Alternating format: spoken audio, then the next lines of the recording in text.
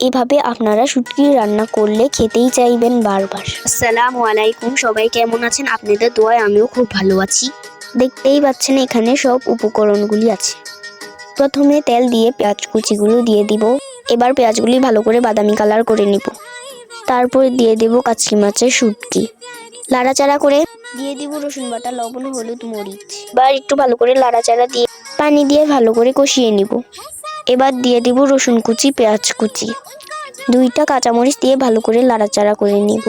এবার ভালো করে কষিয়ে কুচানো আলুগুলি দিয়ে দিব। তারপর লাড়াচাড়া করে একটু কষিয়ে নিব। কষানোর পর পানি দিয়ে দিব। এবার 1 চামচ ধনিয়া গুঁড়া দিয়ে দিব। এবার একটু লাড়াচাড়া করে কাঁচা টমেটোগুলি দিয়ে দিব।